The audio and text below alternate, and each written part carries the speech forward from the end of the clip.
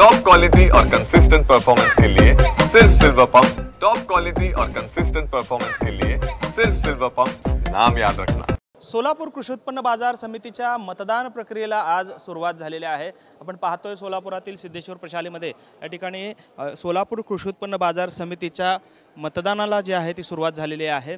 खरं तर सोलापूर कृषी उत्पन्न बाजार समिती ही मागील निवडणुकीमध्ये भाजपच्या ताब्यात होती। भाजपचे आमदार विजयकुमार देशमुख हे त्याचे खरं तर सभापती होते। मात्र यंदाच्या वेळेस सगळी सूत्र जे आहेत ती बदललेली आपल्याला पाहायला मिळत आहेत। मागील वेळी काँग्रेसचे माजी आमदार दिलीप माने असतील, त्याचबरोबरीने सुरेश हासापुरे जे जिल्हा कार्याध्यक्ष आहेत हे विजयकुमार देशमुख यांच्यासोबत त्यांचा पॅनल होतं। मात्र यंदाच्या वेळेस त्यांनी या ठिकाणी विजयकुमार देशमुख आणि सुभाष देशमुख हे एकत्रित आलेले आहेत। त्यामुळे मोठ्या चुरशीची निवडणूक जी आहे ती या ठिकाणी लागलेली आपल्याला पाहायला मिळते। आपण पाहतोय खरं तर या सोलापूर कृषी उत्पन्न बाजार समितीच्या मतदानाला जे आहे ते सुरुवात झालेली आहे आणि जवळपास सकाळी 8 वाजल्यापासून या मतदानाला जे आहे ते सुरुवात झालेली आहे।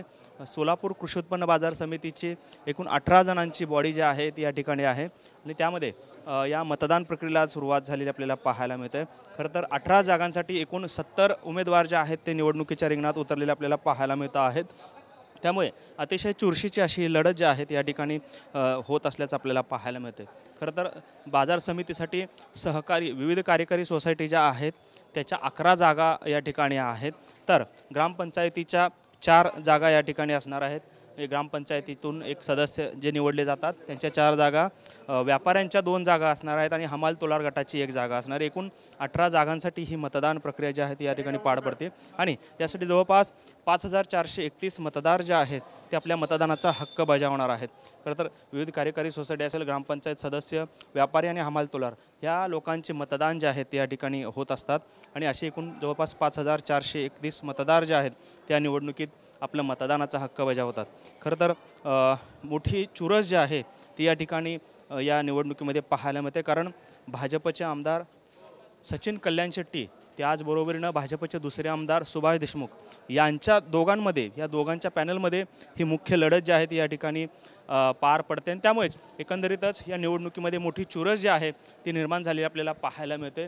त्यामुळे एकीकडे सुभाष देशमुख असतील आमदार भाजपचे, दुसरीकडे विजयकुमार देशमुख आहेत, या दोघांनी एकमेकांना आता पाठिंबा दिलेला पाहायला मिळतो। विजयकुमार देशमुख मागील वेळी सभापती होते, यंदाच्या वेळेस मात्र त्यांनी निवडणुकीमधून माघार घेतलेली आहे, तर सुभाष देशमुखांना त्यांनी पाठिंबा दिलेला आहे। त्याचबरोबरीनं काँग्रेसचे अक्कलकोटचे माजी आमदार सिद्धाराम म्हेत्रे यांनी देखील सुभाष देशमुखांना पाठिंबा दिला आहे। दुसरीकडे राष्ट्रवादी काँग्रेस शरद पवार गटाचे जिल्हाध्यक्ष बळीराम साठे यांनी देखील सुभाष देशमुख जे भाजपचे आमदार आहेत यांना पाठिंबा दिलेला आहे।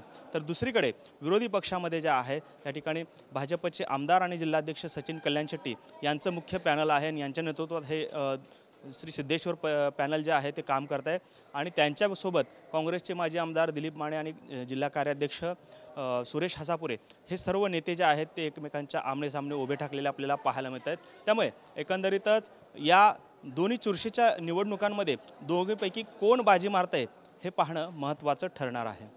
कॅमेरामॅन विनोद मुनाबादकरसह सागर सुरवसे, TV9 मराठी, सोलापूर।